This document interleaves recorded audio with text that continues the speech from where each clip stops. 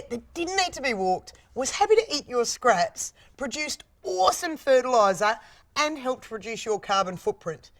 Now imagine having 1,000 of them. Let me introduce you to my worms. In this episode, I'm going to teach you how to make your very own worm farm and teach you how to be a good parent to hundreds of your own little worms. If dog is a man's best friend, then worms have to be a gardener's best friend.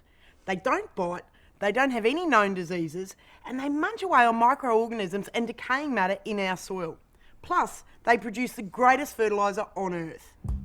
As worms move around a lot, they aerate the soil, releasing a sticky substance that keeps soil particles at the right distance from each other.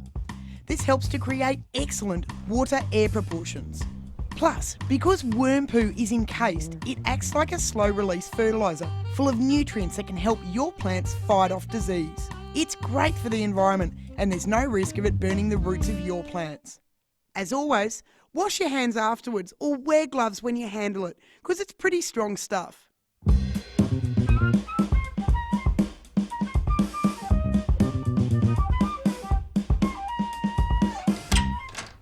But before you bring your babies home, you'll need to build their nursery, and I can assure you, it's heaps easier than assembling an IKEA cot. This gorgeous 2-storey abode is a fantastic family home. And as they say, location, location. It's nestled away from direct sunlight, it can be kept cool, moist and dark, and it's protected from extreme temperature fluctuations. It doesn't get any better than this. So, to make your own worm farm, first up, grab 2 polystyrene fruit boxes with lids. Punch some holes in the bottom of one of them with a screwdriver. This will become the top box. Secure the premises by lining the inside base of this box with mesh or insect screening.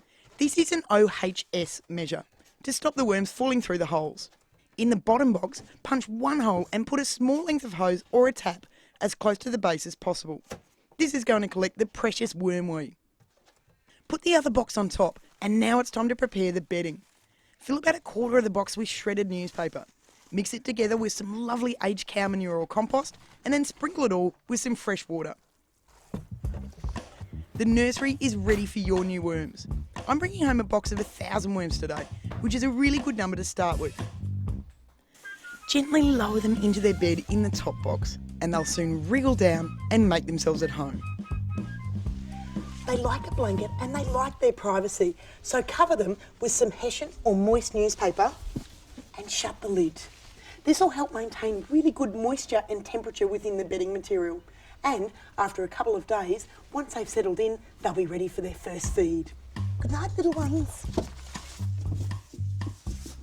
Worms are predominantly vegan. They don't like meat or dairy products, and these put into their worm farm can actually attract vermin.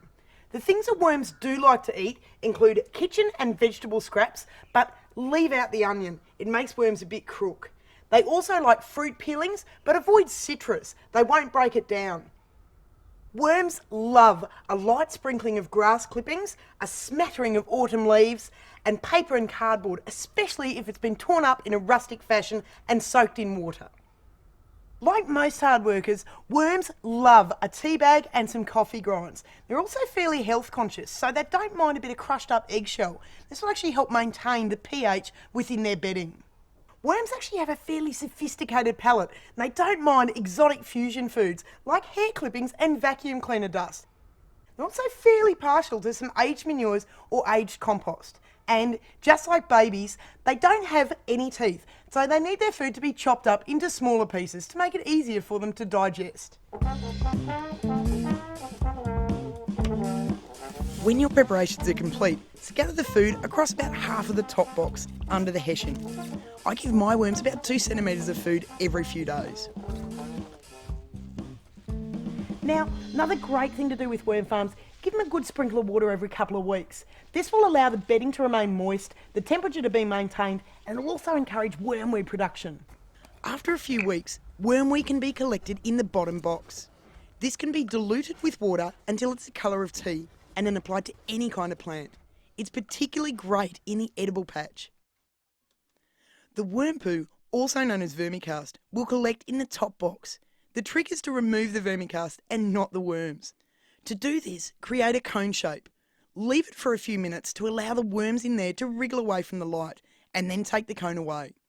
Repatriate any stray worms and then sprinkle the vermicast around your plant sparingly. It is pretty potent. As a gardener, I'm often asked questions by first-time parents anxious about the health of their young worms.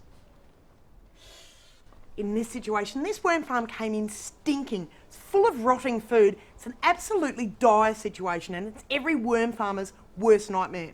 Quite frankly, these worms are in critical condition. The problem? Overfeeding. The solution?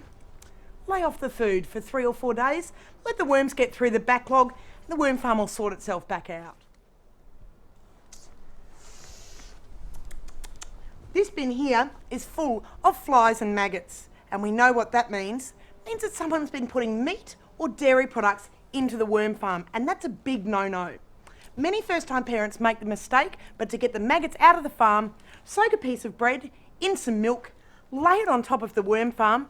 Maggots are attracted to that. You can then throw it away and order will be restored. This bin here is another shocker, and the problem here is it's full of ants, and ants mean one thing, that the bin is far, far too dry. My solution?